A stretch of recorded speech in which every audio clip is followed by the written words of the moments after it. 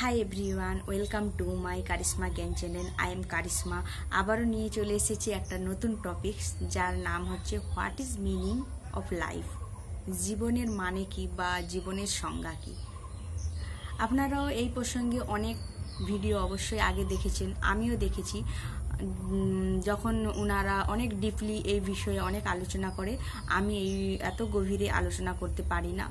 যে তখন ওনাদের বিভিন্ন প্রথমে যেটা হয় এত গভীরে, যেটা মানে আমি হয়তো ভাবতেও পারছি না যে আমাদের জন্ম কেন হয়েছে বা আমরা পৃথিবীতে এসেছি কোন উদ্দেশ্যে। আমি যেমন তখন এইসব স্পিচ শোনার পরে যেমন মনে হয় আমি হচ্ছে ব্লোয়িং অ্যান ইমাজিনেশন, কল্পনায় ডুবে যাচ্ছি। তো আমি এত গভীরভাবে কোনো আলোচনা করতে পারি না বা ভাবতে পারি না। প্রথমেই যেটা মনে হয়, মানুষের দুটো থিঙ্কিং আছে, পজিটিভ অ্যান্ড নেগেটিভ থিঙ্কিং। আর সব থেকে বড় আমার একটা সমস্যা হচ্ছে আমি প্রথমেই নেগেটিভটা ভেবে নিই। তোমরাও এটা অবশ্যই ভাববে, এটা কমন ব্যাপার যে মানুষের পজিটিভের থেকে মাথায় সব থেকে বেশি নেগেটিভটা আসে। তো প্রথমে যেটা আসে আমার তখন হচ্ছে আশা আকাঙ্ক্ষা। মানুষের কখনোই আশা আকাঙ্ক্ষা পূরণ হয় না।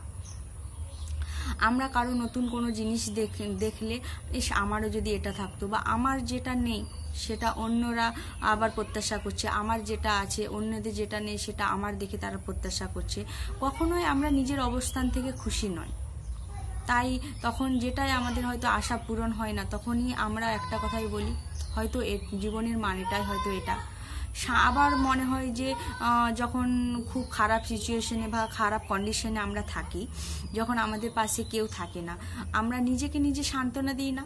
অনেক সময় নিজেকে নিজে সান্ত্বনা দিয়ে সেই সিচুয়েশন থেকে আমরা বাড়িয়ে আসি।